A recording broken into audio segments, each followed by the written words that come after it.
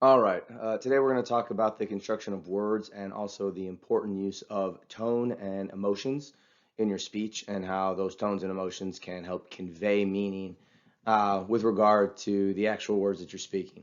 Near the end of this, we're going to get a little bit into a discussion on Whitman's Leaves of Grass. So my video here is going to be relatively short for the class period, and I'm going to ask you to watch two videos of two students reciting one of Whitman's poems, "Oh Captain, My Captain."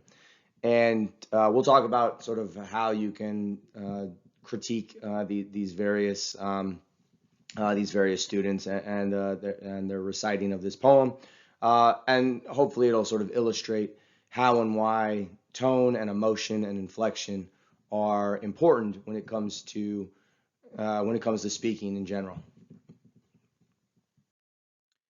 So picking up a little bit from last time, where we're talking about just how language is created, what communication is all about, this sort of transactional model of communication. I want to briefly discuss this issue of nonverbal communication, specifically symbols and emblems. So just for just a quick little definitional reasons, symbol is anything that represents something else.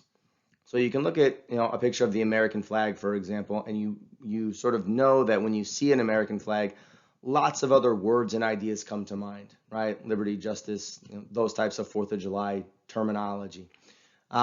So the American flag isn't America, right? It's not sort of the legal. It's not the laws that are on the book. It's not the actual sort of ideas in the Constitution, but it represents all of those things. So that's what a symbol is. It represents something else, right? Sort of abstractly, the American flag is a piece of cloth with certain colors in a specific pattern. If you knew nothing about America, you would look at it and it wouldn't seem any different than any other piece of cloth with certain colors in a particular pattern. But because you do know things about the United States, other emotions and ideas come to you when you see a picture of an American flag. You could also think of a symbol like the Nike swoosh, the little Twitter bird, anything that, any sort of, brand for clothing companies. When you see a Nike swoosh, you think of, very athletic individuals. You might think of LeBron James, Michael Jordan. You think of like the Just Do It campaign, right? So these are all other ideas that are associated with something as simple as this Nike swoosh symbol. Emblem is a nonverbal gesture. So over here we have two. Here we sort of recognize the power fist, the black power fist. It's used in a lot of protest movements. It's been appropriated into various forms of protest. Not just it sort of got its. I guess it really came to prominence in the 1960s, 1970s with the Black Power movement. But since then, lots of other organizations and protest movements have sort of incorporated it. It harkens back to the rise of Black Power in the 60s and 70s, but people sort of realize that it's sort of taken on a similar meaning just for different groups and organizations. Here we have individual sort of holding what could be interpreted two different ways. One is the peace sign, which is probably what a younger generation is going to recognize it as. Probably, incorporate with a lot of the hippies from the 1970s. However, this was also a sign of victory. So if you look back at sort of things prior to the 1970s, you might see political leaders holding up this sign. There's some pretty famous photos of like Winston Churchill, for instance, during World War II, holding up this sign. If this was back in the 1930s, 1940s, Winston Churchill was not a hippie in the 1970s. However, he was holding up this sign. So an emblem is a nonverbal gesture based on the culture you're in, based on the time period you're in. It could mean different things, right? So we all know a whole bunch of different sort of gestures that you can make with your hands based on the context, based on the time, based on the geographic location. Those emblems could mean various things. This is what I am extremely nerding out on with regard to language and why I love words and books so much. So we'll make this quick. I have a few other videos on this for my upper level courses, I'm going to do the best I can to sort of synthesize it for you. So when we talk about language, in the most sort of baseline element of what language is, all we are doing is breathing in and we are breathing out, right? And we are making certain shapes with our mouths and our tongues, our vocal cords stretch in certain directions in order to make a sound with our face. In and of themselves, those sounds that we make are meaningless, right? I could apply any sound to this object, and as long as you agree that that sound signifies this object, you and I can have a shared understanding of coming to terms with this object. Right now in the English language, we both make a sound with our face, right? And we breathe in, we breathe out, and we say pen, and we have a common understanding that this is a pen. Now you do that across multiple objects and ideas, and that's what language is. All right. Language is, with regard to the written language, it's abstract drawings, right? There's nothing, there's not an 11th commandment that Moses brought down that said, 3 lines, that has to be the letter A, all right? But we see that and we recognize that these are 3 lines in a specific pattern that we could classify as random, but we all recognize that it's the first letter of the alphabet, on and on, right? I could make 3 other lines in a different variation, right? And that's the letter F, all right? So that's how language starts, all right? What's cool about language is that we take these abstract sounds and abstract drawings on a piece of paper and we apply meanings to them. The ideas are in our head, right? All communication is in our head, right, as thoughts. And what I'm trying to do is get the thoughts in my head into your head so that you and I can have a shared communal understanding of the world around us, and you and I can have a relationship, we can share ideas. If we're friendly with each other, we could talk about, the care and kindness and compassion we have for one another. If we're enemies, we could talk about how, hate-filled we are for one another, right? But everything starts in here. The words and the language that we use to describe what starts in here is what makes language interesting. Right? And we know that letters and the sounds coming out of our mouth are sort of abstract at first because there are hundreds of languages around the world. Some have even died out, right, since the beginning of civilization. There's lots of different ways to sort of make characters on a page. We use a specific alphabet that's pretty common, not only through the English language, but also, French and German and Spanish. Each of these languages have, small variations with regard to accents, right? But there are plenty of other languages that are written around the world that use characters that are completely foreign to us, right? Mandarin, for instance, that has, thousands of different characters that make various sounds and mean certain things, okay? So we put these things together and communally we assign meaning to them. All right, so this is when you get into places where you say things like, words in and of themselves aren't bad, but we just happen to put certain words in a certain orders, we make a certain sound, and everyone agrees that, what you are saying is profane. All right. Here's a little poster that I saw in Chicago several years ago. It was on the side of a bus stop, and I thought it was very cool. I didn't take this picture. I scoured the internet for a replication of this picture, but this was on a bus stop when I originally found it in Chicago. So what it says is A is the first letter of the alphabet. There are 25 more. The Chicago Public Library has all of them in some very interesting combinations. And this is one of those moments where, if you're a 20-year-old student and you and your friends are out at 2 o'clock in the morning, you stare up at the, stars and the vastness of the universe, and you think like, wow, this is kind of incredible if you think about it.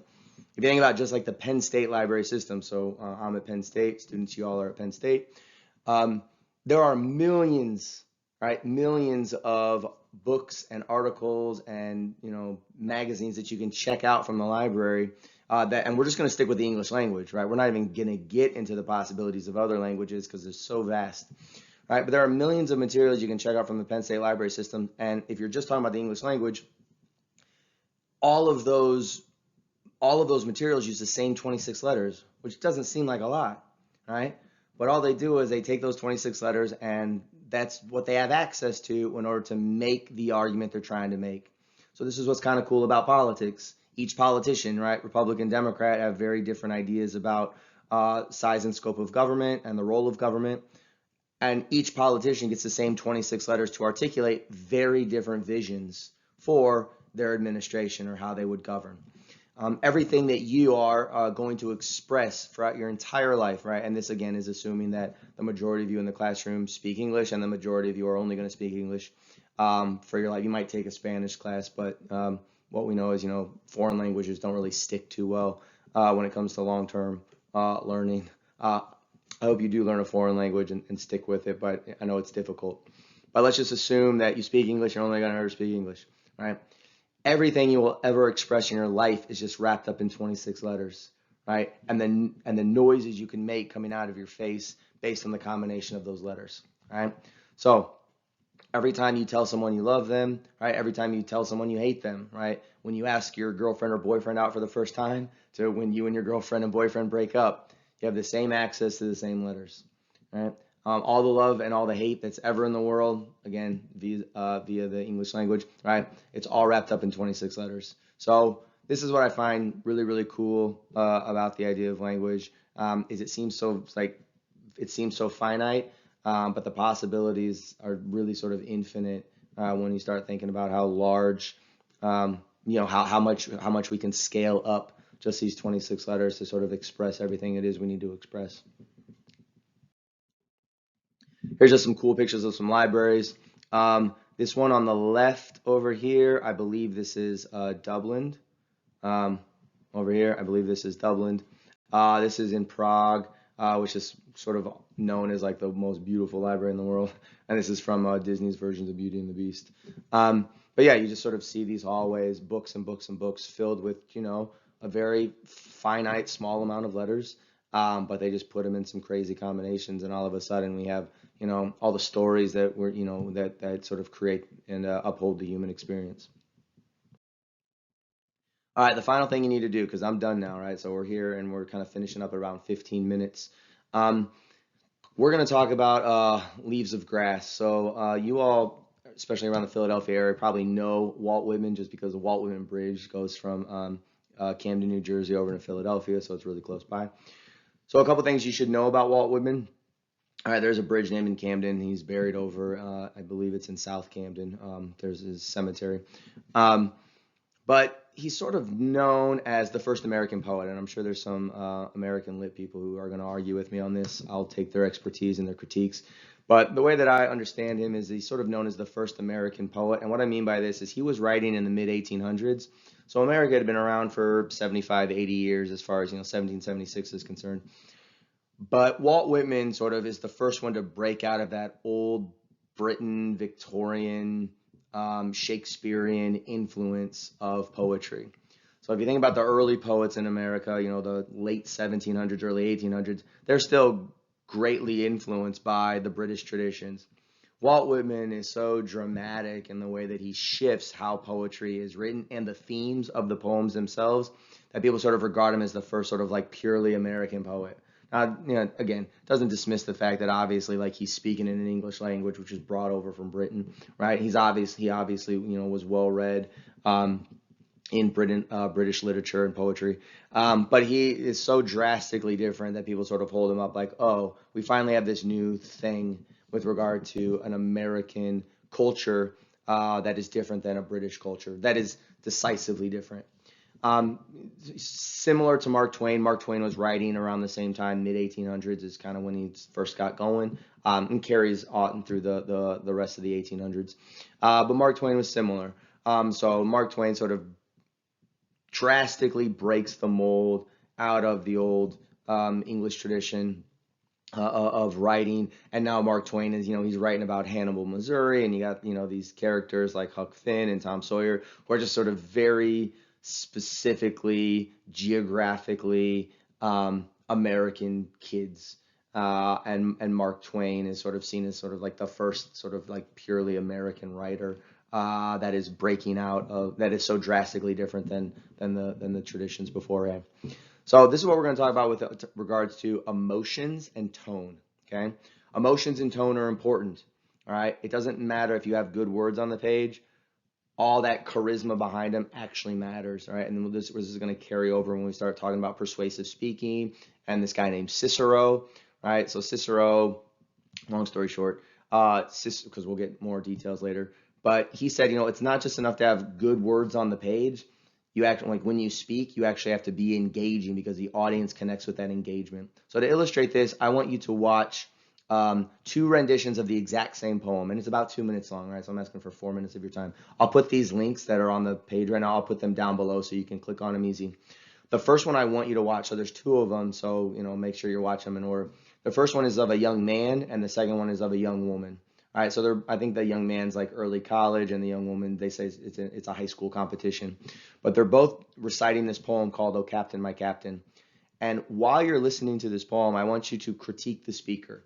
All right, I want you to see like, is there some sort of like narrative arc to this story? Can I figure out what this story is? Do I feel engaged with the story? And the big thing I ask all my public speaking students is, do I believe you? When you're given a speech and you're trying to give me a persuasive speech or an informative speech, I have to believe that you actually care about your topic. So a lot of the problems with freshman 101 public speaking classes is students are very boring about their topic, even if it's something that they should be, passionate about. They say like, I'm here because I really like animals and we should all give money to animals. And I don't believe you. All right, I do not believe that you care about this subject at all. So this is what these two individuals are showing here. So I kind of got to give it away because we're on a YouTube lecture. If you were in my class, there'd be a little bit more of a reveal later. But this is what you're going to see, right? You're going to see that the young man is saying like, this is my favorite poem ever, and he does a terrible job, right? It's very boring. It's very choppy. He is not emotionally engaged. And usually when I do this in the classroom, I get done with the poem and I ask my students, what was the story about? And they're like, I don't know. I stopped paying attention, 20 seconds in. He wasn't making a lot of sense. I couldn't follow along with the story. I did not believe him, right? I did not believe that he was actually engaged with the poem. The second poem is of a young woman, I think a junior in high school, right? And she gives this poem, and it's the exact same words on the page. And then I ask the students, what do you think? And they say, wow, like I understand the story. They tell me the story. They believe the young woman was actually there, sort of at the events that she's describing. They believe that she's emotionally engaged with the captain who's fallen dead, as you'll sort of hear in the story, right? So that's the difference. The exact same text can be on the page, but the tone and the emotions you use can either pull your audience in or leave your audience in the dust. So make sure you're using those emotions to sort of pull your audience in. All right. This poem is an allegory, which is a story used to reveal hidden meaning. And again, I have to give this away because we're on Zoom right now. But "Oh Captain, My Captain" is Walt Whitman's eulogy to Abraham Lincoln. So as you're listening to it, like it's not directly talking about the Civil War and there's like these boats involved and some cannons and all but when you kind of get over it, it's like the captain is fallen dead. It's Walt Whitman it's Walt Whitman's eulogy where it's like the United States just won the Civil War and everybody's super happy, but then I think it's a week or 2 weeks later, Abraham Lincoln's assassinated. I think it's a week later. So that's what this is all about. That's what this poem is about. And when you watch the young man give it, you are kind of, you're going to fall asleep. When you watch the young woman recite it, you're going to sit there and be like, wow, this young girl in the 21st century, like she was actually there during the Civil War. Like that's how drawn in you're going to feel. You're really going to feel like she has a connection to this sort of like captain father figure. And again, it's the same words, but the way in which you say those words can drastically change the way in which the people connect with those words. So that's why your emotions behind your speaking is so important. And we'll talk about this in the next couple class periods. We're going to take this discussion. Next time, we're going to talk about Abraham Lincoln's Gettysburg Address. So make sure you read that because we'll talk about why the Gettysburg Address is so important. And then after that, we're going to get into discussions on Cicero, who sort of 2,000 years ago was talking about this idea with regard to it's not just about what you say, but it is about how you say it and how it makes the audience feel. All right, so that's our discussion for today. Watch these two individuals recite these poems. Again, it's only about 2 minutes each, and then we'll pick up our discussion next time with the Gettysburg Address.